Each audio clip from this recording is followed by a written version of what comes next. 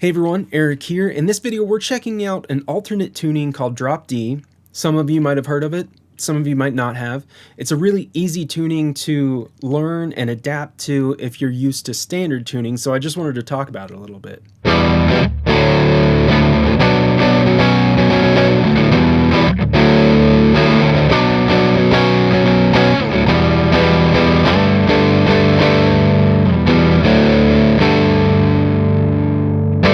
Before we talk about the tuning, let's go over the signal chain. I'm using my Gibson SG Special Faded from the early 2000s. It's got the moon inlays, and I'm running this guitar straight into the Evo 8 from Audient, and then we're going to use the Silver Llama from Safari Pedals to get all of the amp simulation.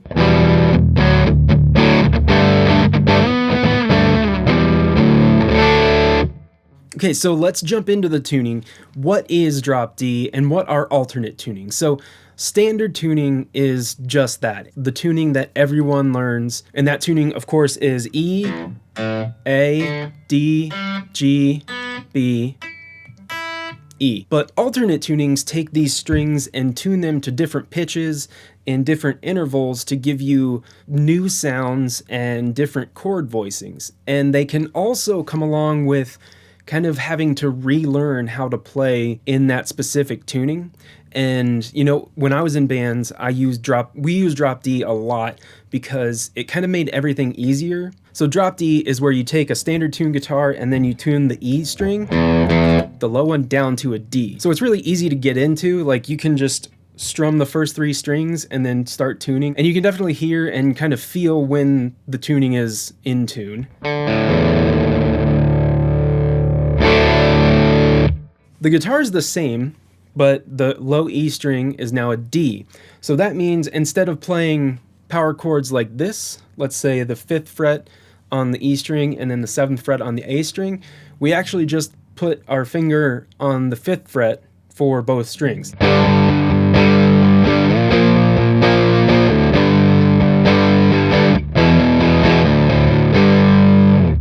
It makes everything a little bit easier because you're just using one finger and you can make a chord wherever you want. And so I wanted to talk about a few chord shapes to kind of get you started or get you more familiarized with Drop D. So the first one is all the intervals of a power chord. So it's the root, the 5th, but then we have another octave of it. So it's the root 5th octave and then another 5th above that first one.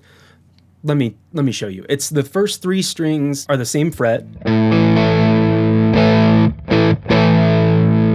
just like that. And then on the G string, the 4th string, you kind of make a power chord with your pinky there, and you fret a note 2 frets up from your root note.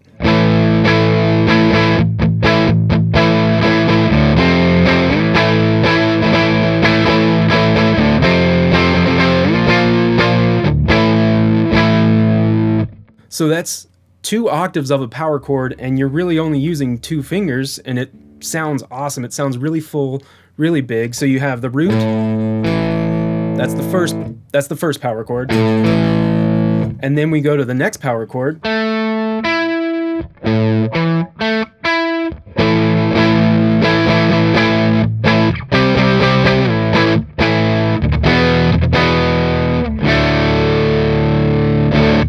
So understanding that chord shape really helps translate your muscle memory to this new tuning. I'm just going to call it the super power chord because that's a cool name. We can keep adding notes onto that power chord. So we could even go further and give a 3rd root note. So let's say we're playing an open D note. So we've got open, so open, open, open, and then 2 on the G string.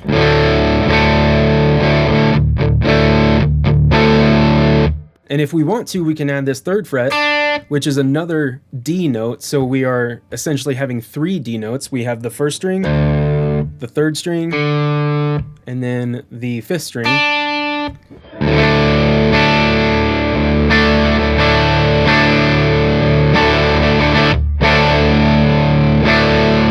And you can move that around. So if we want to play it at the 8th fret, let's say, we have our super power chord. and then use your pinky as the 11th fret on the 5th string.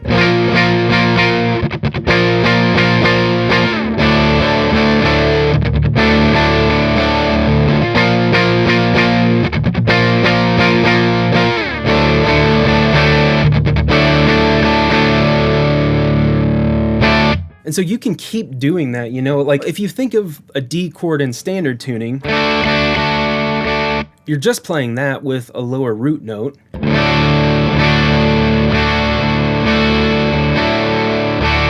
So you can make some cool, like, suspended chords.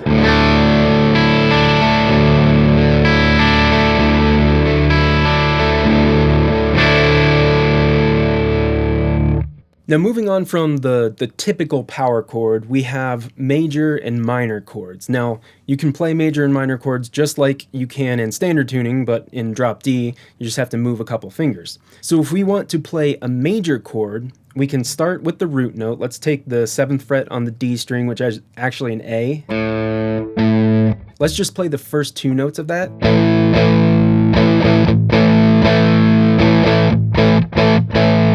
Now we can add the major third into there, which is 1 fret down from the root note on your 4th string, so the G string right here. If you play just the first D string and then the 4th G string, you have a major chord.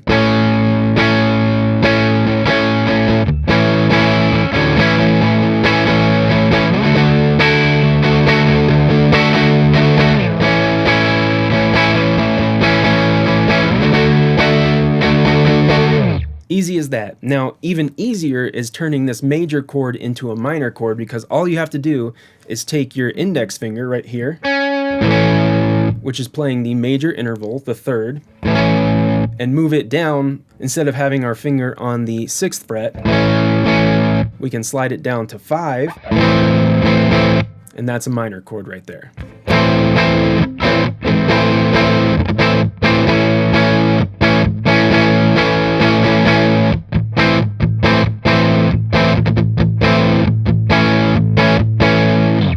Now, one thing that I really like to do is just use the root and the 3rd, whether it be minor or major, and then use the other strings as kind of like a drone, especially the 3rd D string right there. So if we take a G chord, which is rooted on the 5th now, not the 3rd, because our string is D, so that is G right there. So we can play the root G, and then the major 3rd. Now we can add in a D string to make it kind of like a cool drone note.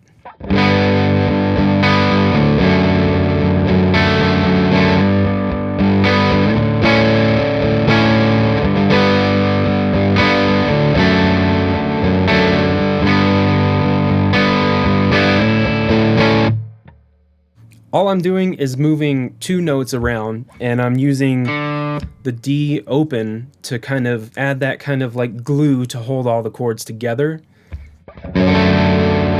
So that's a great chord right there, which is a G flat minor, F sharp minor. But we're adding that D note.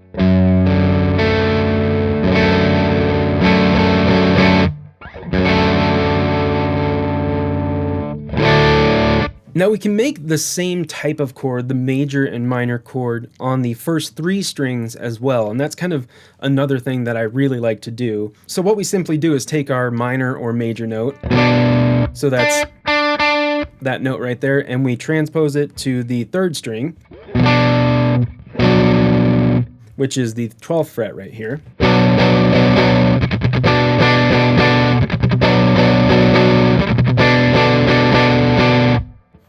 Same exact chord, just a different feel. Like if you want to like a really rockin' thing and you just want to stay on those top 3 strings, this is for you. If you want a major chord, that's a minor. If you want a major chord, you just move your 12th fret to a 13th fret.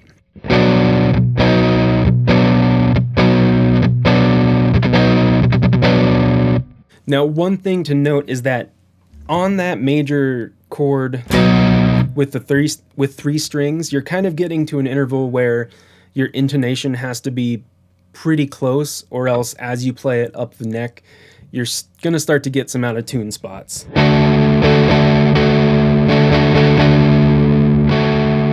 That's not really in tune. But that is. So that's just a few chord shapes that you can use in drop D, mix them all together, and write something cool.